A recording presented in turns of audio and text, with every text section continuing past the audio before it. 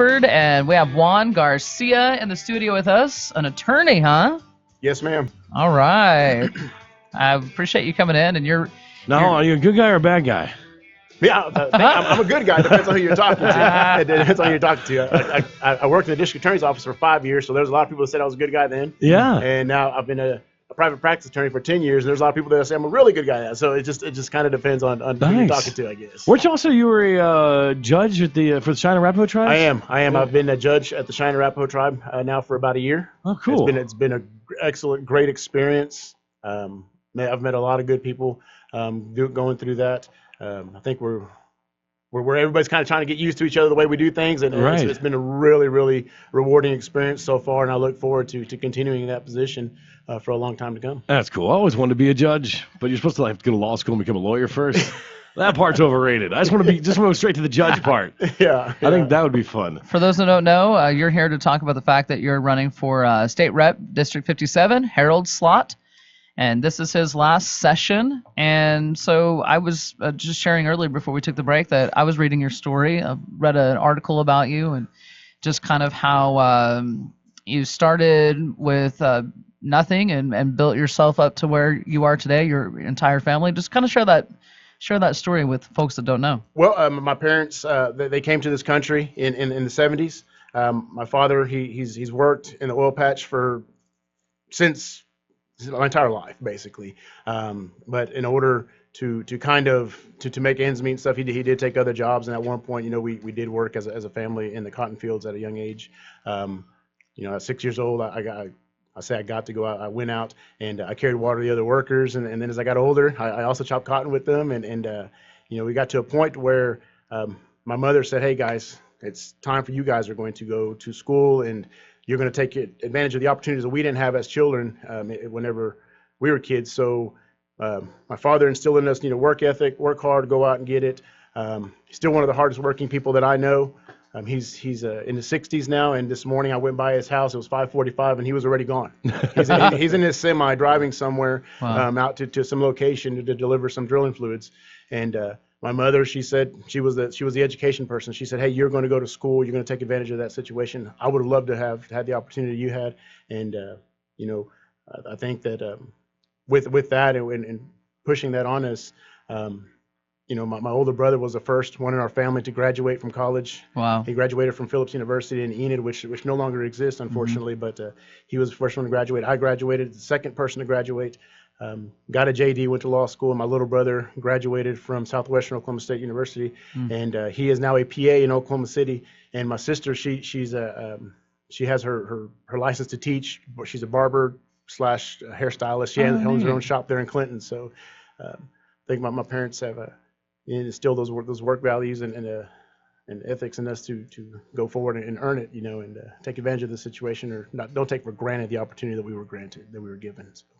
Yeah, that's pretty amazing. Yeah, no, sounds it. So then after that, law school, you kind of opened up your own practice at the beginning? No, I actually, while I was in law school, between my second year and my third year, I interned in the district attorney's office. Okay. Under Dennis Smith at the time, and I was laughing last night because I was thinking about how long ago that seems that I was there. Right. I actually turned 25 years old in the district attorney's office, which at that time you're thinking, man, you're 25 years old as a DA. What do you know about real life situations? I mean, because I went from undergrad straight to law school and came out and started working in the DA's office as an intern. I went back to one more year of law school and took the bar exam. And 2 weeks after taking the bar exam, I went right to work at the DA's office. I stayed there for 5 years and learned everything I could, enjoyed it, had a really good opportunity to learn under some good people there.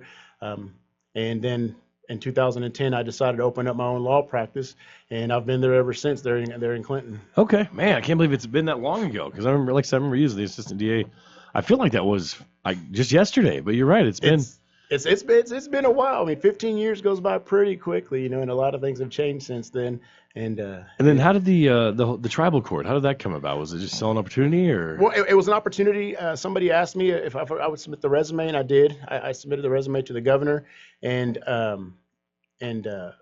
he nominated me, and I went before the tribal legislature Mm-hmm. for a confirmation hearing, and then they approved, and then I was sworn in. About 60 days later, I was sworn in, and I've been serving in that position ever since. But so I go over there Mm-hmm. 2 times a week in the beginning, and then I've taken over a different docket now, so I'm there sometimes 3 times a week, depending Yeah. on what's going on. But I still get to run my own private practice out here in Western Oklahoma, and it's been a neat experience. Very cool. Now tell me about your wants, or that when you thought that public office is in your calling.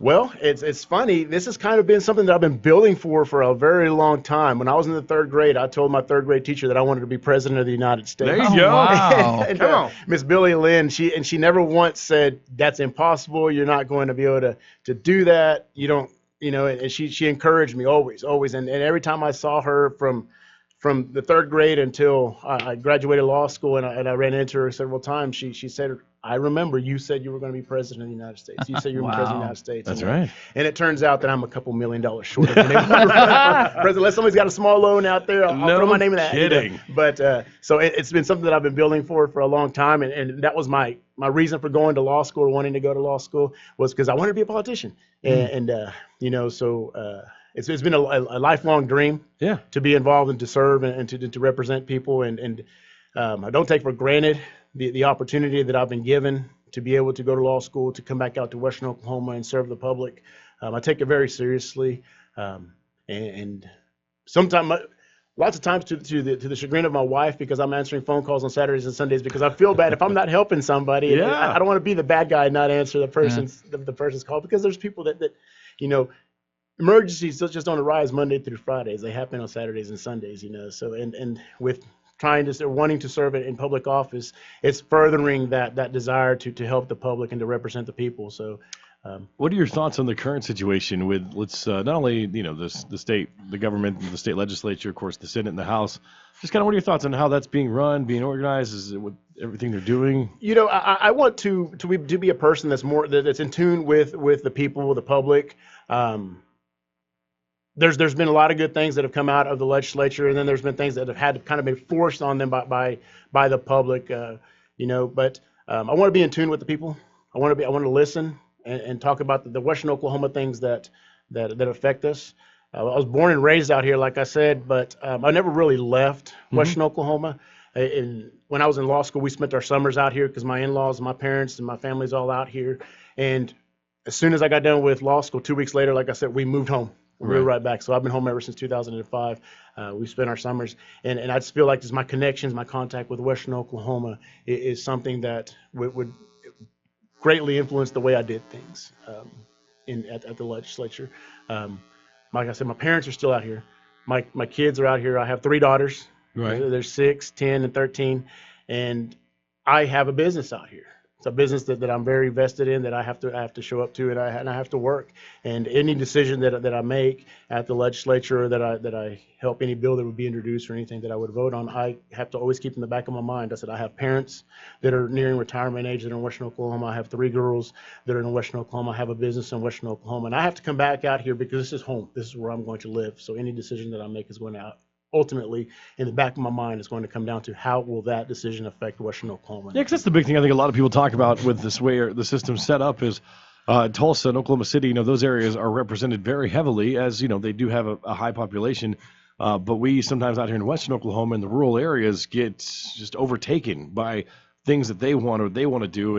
And so, yeah, I think it would be important whoever we elect knows where we come from and knows that to fight, you got to fight tooth and nail, because it's one of you versus probably 5 of them. And that's one of the things that I'm very proud of. Lots of times people won't like it, but I will argue with a brick wall. If I believe that I'm right, I will argue with a brick wall and just fight for what I believe in and represent people. That's I believe that's what I bring to the table. And then with the lawyer background, that's got to help with legislations and submitting bills, kind of things like that. Oh, yeah. It really does. Reading the bills and then kind of seeing how ultimately those things are going to affect the public. There's sometimes that a bill starts out with a good intention, but then there's unintended consequences that kind of come out of it. And you're like, hey guys, we need to take that one step further so we can clarify what this means.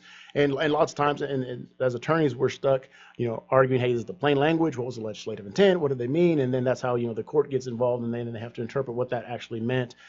So yeah, it would greatly help trying to kind of package it all up and make sure we take care of all the issues in one deal. So let's talk about some current events, things going on around the world, and kind of get your thoughts and opinions. First of all, medical marijuana just came through. Yes. Was it last year, 2 years ago? I don't even remember anymore, but recently.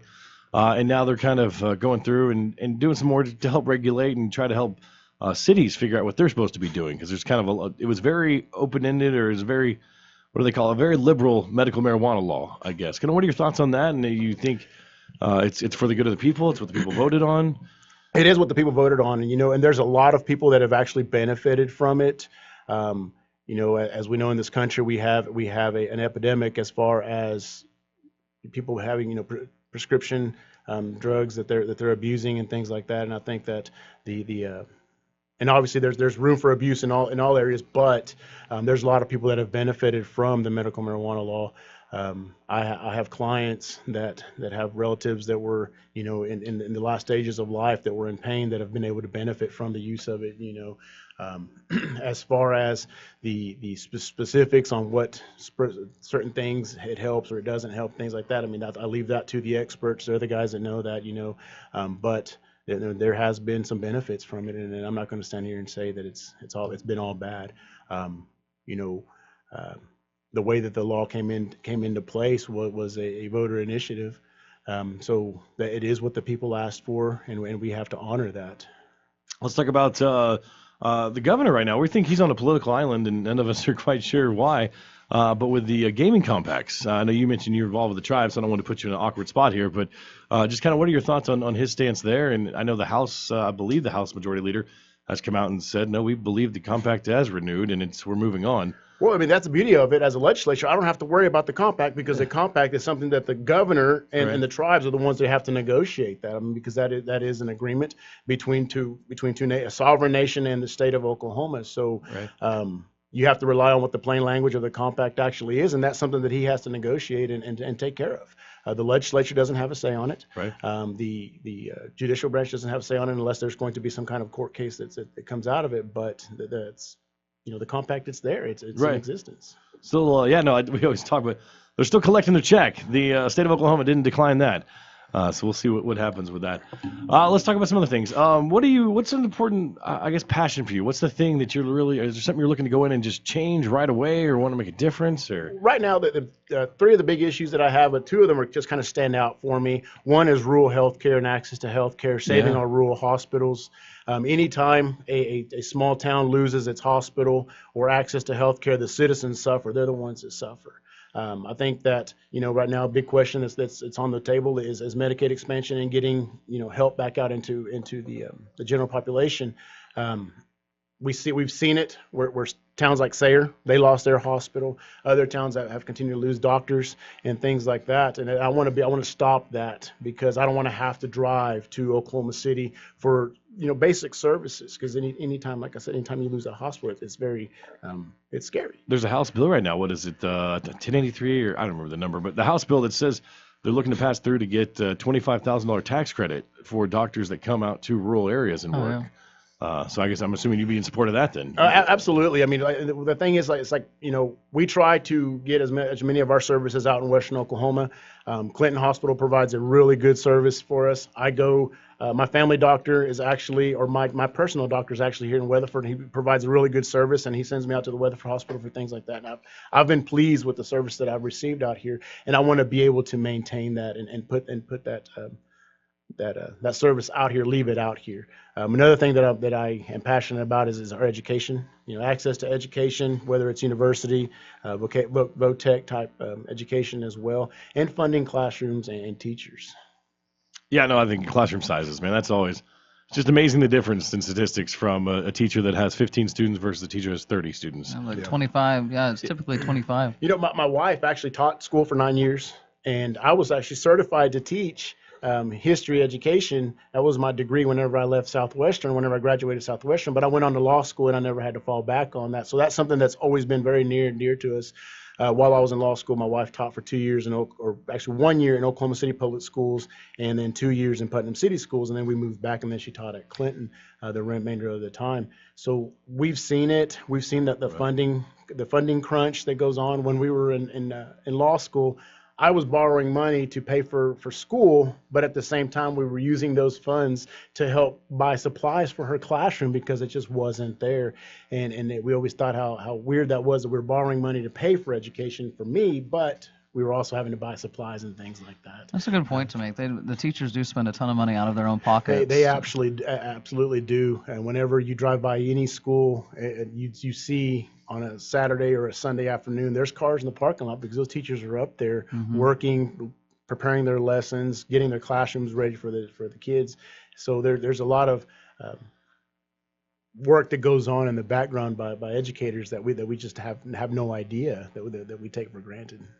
Any other thoughts that you want to, when you're knocking on doors, you're talking to people, what do you want them to know about you? The way that I was telling you earlier, I don't just assume that people are going, hey, I know Juan Garcia, I'm going to vote for him. But I think that I have to go out and I have to earn the people's vote and the people's support. I just kind of want them to get to know me as a person, know what I stand for, and know that my interests lie in Western Oklahoma. They don't lie in Oklahoma City or Tulsa or anybody from out of state. It's Western Oklahoma, what's going to be best for us. And that's ultimately what my driving force is to represent us out here, every citizen in the district, whether it's all the way on the west side. There's a part of Elk City that's currently in the district, all the way to Weatherford, Thomas, Custer City, Butler, wherever it may be. That I've been fortunate to drive all over Western Oklahoma in my practice. I've met lots of people from everywhere, and I just kind of want them to keep just to know who I am and what I stand for. Very good. If anyone has any questions, they want to get a hold of you, what can they do? We do have a website, garciaforhouse.com. You can actually message us there. Whether somebody has any questions, they want to reach out to me, they can message me. I usually answer back. Or if anybody wants to volunteer and help out, we're looking for people to put always signs up. volunteers, right? Yeah, absolutely. Yes. I think my wife is this weekend. She was driving me around to certain things, to certain events, and I think eventually she's not going to want to do that anymore. Right? No, but she's been great. She's been great. You want to screen that, or do you want to just move on? I can't read it. Oh, okay. It's up to you. Yeah. Well, cool. So you said your website, garciaforhouse.com? garciaforhouse.com, and then we are on Facebook as well, and it's Garcia for House as well. Nice. And then, of course, I know when you Google you and your law firm comes up. Yeah, my law firm pops up. I guess that's a good thing. Yeah, it is. That's a good thing. That's good for business. Never bad. Yeah. Well, it was very nice to have you in. I've heard the name plenty of times. Like John said, even as a district attorney years ago. Yeah. Assistant district attorney. So. Unfortunately, we don't want to talk about that though. Oh. It's a whole different. It's a different time in my life. Okay. I do want to thank my wife and my family for their support. My wife has been the one that's always believed in me. My parents obviously, but my wife just kind of. She's like, yeah, you can do it. Whenever I went to law school, she said, you can do it. Whenever I took the bar exam, she said, you can do it. When I opened up my practice, she said, you can do it. And obviously, without her support, this decision wouldn't have been made. And so she's behind me 100%. And I know that that she believes in me. And so I wanted to thank her and thank my family. And you did it, yeah. If nothing else happens for you, you've already done so much. That's amazing. But as a kid saying, "Oh, I'm gonna do this. I'm gonna go to law school," to even realize that that's what a politician does mostly. Usually get into law, and to have that dream and actually follow through with it and all that schooling, that's insane. And did you do student teaching too? I guess since you had. I did student teaching for a semester. I got to teach history. They let me teach Civil War at the high school, which is one of my absolute favorite subjects. So awesome. I absolutely enjoyed it whenever I did it. That's great. Well, thank you so much for coming in. It was good to get to know you. Juan Garcia, running for House District 57. So representative. Man, I've said it for years. I don't know why I can't say it right today, but it's a Monday. Thanks for coming in. Thank you. Conversation Corner is brought to